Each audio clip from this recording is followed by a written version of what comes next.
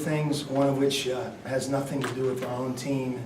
I think it's an opportunity for us as a program to thank the best fans in college basketball. And it's not just because they show up 14,500 every game, regardless of who we play, but it's their loyalty, and it's sticking with us even inside of a game. You know, the difference in McKale is when we're not playing well and we need the home crowd, they're always there to lift us up. And I think a lot of places it's not like that, and I think everybody that's a part of our program, but this year's team, knows that it's not like that everywhere in college basketball. So it's a day of appreciation towards the community, Tucson, our fans, and anybody that loves Arizona basketball. In terms of our own team, it also gives our guys a chance to play in front of a big crowd, which all of these guys at some point have, but there's nothing that can simulate 14,500 when really for the last 5 or 6 months there's been no people in the stands when we've practiced or scrimmaged with officials. So it kind of gets the butterflies out of their system and gives them a sign of things to come. Sean Chase Jeter, 14 rebounds in 21 minutes. How much of that is an indication of what he can do in an actual game? Well, we believe in Chase. You know, the one thing that's different about Chase is he's not an incoming freshman. He was a high school McDonald's All-American some time ago, Bishop Gorman High School, where he was very well coached. Obviously, he was a part of Duke's program for 2 years. That speaks for itself. And a year ago, he practiced with us and was a real part of what we did every day, playing against DeAndre and Duson, Ira every day. It was a great experience. And really, the 3 years that Chase has been a part of college basketball, think about who he's practiced against. So he's a veteran, and he's one of our leaders. That's why we named him captain. And I don't think you can judge Chase on one thing. I think where he's at his best is he does a lot of different things. Very good on defense. Rebounding is one of his strengths. And there'll be times where we'll depend on him to score. But we're thrilled to have him, and he's a great kid. He's one of the best students that I've ever coached as well. He'll graduate in December.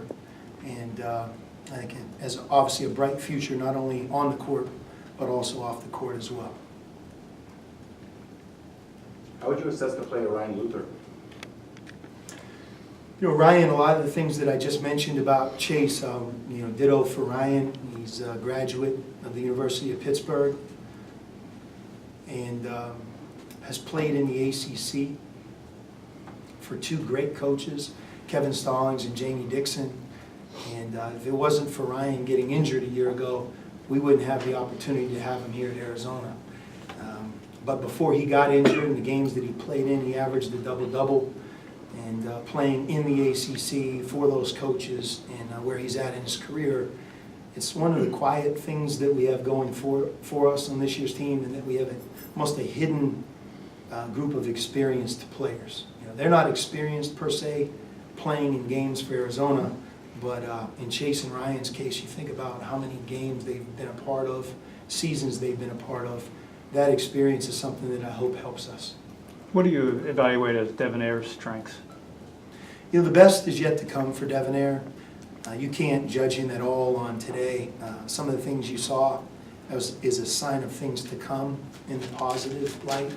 But physically, he'll get bigger and stronger and get more accustomed to playing at this level. But great kid, hasn't missed one thing since he's been here. And he came here in June, so anything we did in the summer, anything we've done so far this fall, he's been a part of. And his consistent effort is something we're really excited about, because as much as it's about these freshmen being talented, being coachable, having a great attitude is also a part of it. And he brings that to the table. What do you see Ira's role?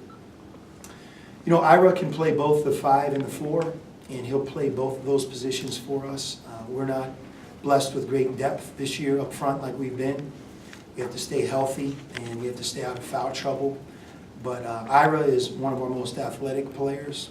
Defensively, he can guard a number of people. He's got quickness, you know, speed, agility. Biggest point is he always has to play the game with great effort. If he does that, then you see his athleticism show up, and he can impact the game in a lot of different ways. What did you like about kind of how he's developed that mid-range jumper? Is that something that you wanted him to do? We've worked hard this offseason, even from behind the three-point line, shooting free throws, because that's something that he has to continue to develop. But he's worked extremely hard this summer on that. And all of these guys that were here a year ago as freshmen, Alex Barcelo, Brandon Randolph, Emmanuel Acott, and Ira Lee, you have to remember they were a part of a really, really strong recruiting class. DeAndre was the 5th player that was a part of it, and everybody thinks of him, and rightfully so. But those other 4 were all valued, and each one of them were recruited at a very high level. They were a part of what we did last year. And sometimes the most significant jump a college basketball player makes is in between his freshman and his sophomore seasons, especially if they have a bigger role in their second year. And all of those guys have a bigger role awaiting them, and they've worked very hard, and we expect them to all be much improved from where they were a year ago. And regarding Ira, can you talk about his personality? During media day, he was very contrite and very open, which was very refreshing, but he speaks like with very good personality. Could you talk about that, just how he is?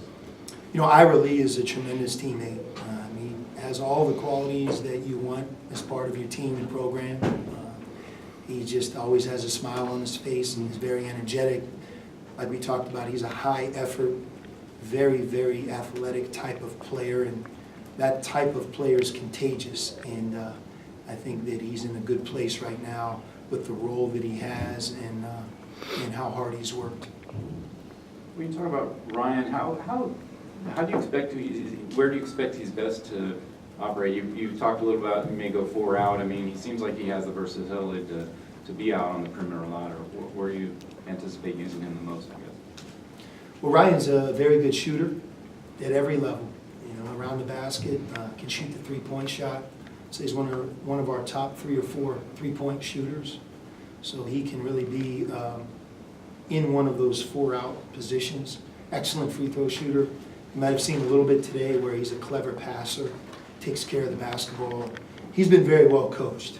There aren't too many coaches in our game that are better than Kevin Stallings and Jamie Dixon. And those guys, they coach their teams. And Ryan's been in really good practices. He's played good defense and offense. And it's very, I think one of the things that we feel so good about him is they loved coaching him. So he's also an incredible teammate and good person. Someone that we're, again, relying a lot on for leadership and experience because, that's not something we have a lot of. What did you tell him about having to come in and establish that leadership right away? One thing he's learning right now is our team needs him to be productive. He's more than happy to be a good team player. He's the ball mover, sets good screens, does what he's supposed to. If he misses an assignment on offense or defense, he's very hard on himself. We want him to play with confidence, and we want him to look to score, because when he looks to score, he's only going to make good decisions. He knows what he's doing out there. So being more aggressive, I think, is the message that he's hearing a lot from us. What are some of the main takeaways or things you want to see in games like this, these scrimmage games, these Red Bull games? What are some of the things, I guess, that obviously the score doesn't count, doesn't really matter much, but what are the things you're watching from your guys and what do you want to see them do in a game like this? Well, one thing you want to see is, who's nervous, who isn't, who's going to deviate from what we do every day in practice because of crowds at the game. And we really didn't have any of that going on today. Once in a while that happens. But, you want to get through a game like this without injuries. You want to see what we work on every day show up. And although we were far from perfect, it was a great experience for our players. Your thoughts on Brandon, just how he's fitting in, and it's obviously he's got a lot of talent. He might have the ball in his hands a lot. Williams? Yes. Mm-hmm. So Brandon's going to play the 1 and the 2. I think he's your prototypical today's guard in that he does both score and make his teammates better. It's very hard to judge him right now because he's only had 10 practices with us, and right out of the gates we're introducing 2 positions. So he doesn't just play 1 position, he's playing 2. And if there's anybody that should be somewhat confused or feeling like a robot, he should be that guy. But the more that he continues to practice and the days add up, he'll be more comfortable. And you know, I wouldn't trade him for really any guard that's out there as an incoming freshman, because he does it every day, and he's very, very coachable. Humble, great teammate, showed up here without any type of ego, and I think it's refreshing, and it's something that we really respect and appreciate. Along those lines, basketball IQ is high. He's able to play the 1-2 and still get everybody involved. He has a great feel for the game. He's from Crespi High School, very, very good high school basketball program and coach. And you know, that's one thing that you learn when these guys have been coached by other people and are held accountable in programs where winning and losing matters and effort. They're held accountable, which Brandon was. It really eases their transition, and we really see that early on with Brandon.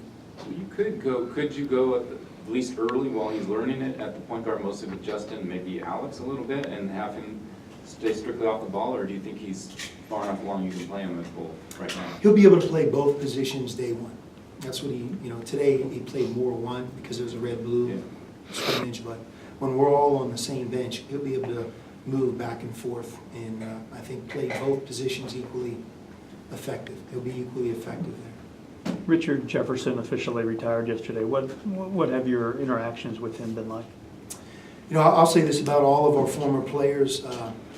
From the second that I walked into McHale Center 9.5 years ago, there hasn't been a more welcoming, better group of people than our former players, none of which, when I came here, had played for me. Now, 9.5 years later, we have a blend, and those guys, they care a lot about our program, and I think it says a lot about our fans and a lot about the university, that the experience they had here is one that they want to continue to give back.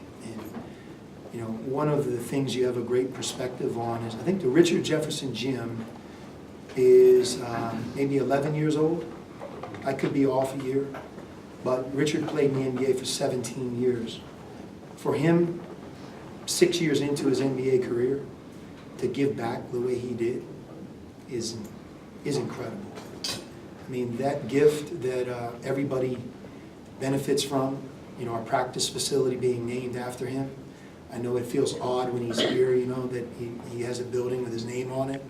But the fact that he gave back at that time in his life, it says all you need to know about him and his character and his love for Arizona. But he deserves a heartfelt congratulations from all of us. And you play in the NBA for a year, that's quite an accomplishment.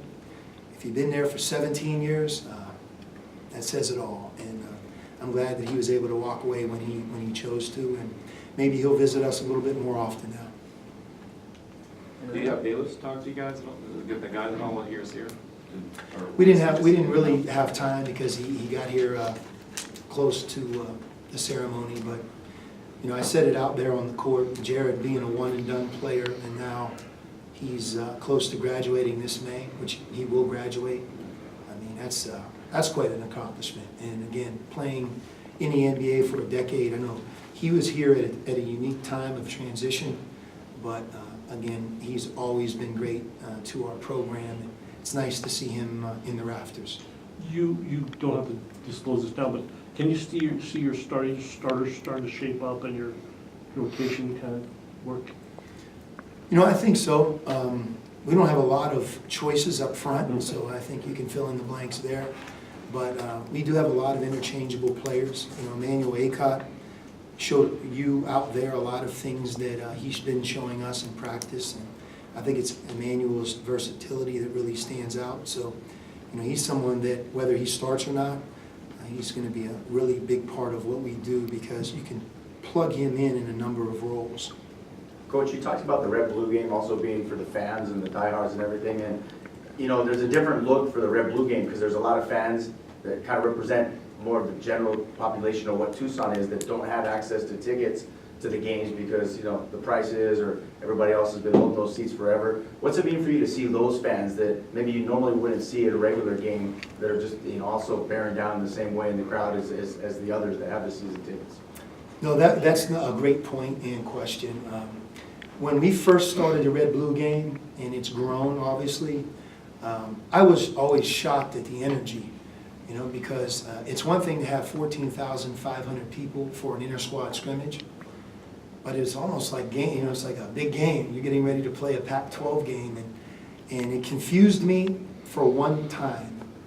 But once I established in my mind and we all figured out who's in the building, it's just amazing to see them, their passion for our program, their passion for Arizona basketball, their passion for the U of A, and to have them with us, it's very meaningful, and it adds to this event because there is a spirit that I don't think exists at a lot of other events like this, because you're right, you know, they're not sitting there like they've been here before. In many cases, this is that one shot they have a chance to see this year's team, and we recognize that, and a great thanks to them, anybody who attends today's game. I mean, it's 12 noon, it's October, they don't have to do that, and by the way, it's on TV, so for them to come out, it means a lot. It also sets the tone for our future, because I think everybody knows this, it's always a big recruiting weekend. And, you know, when you talk about the layers of a program, you have the past,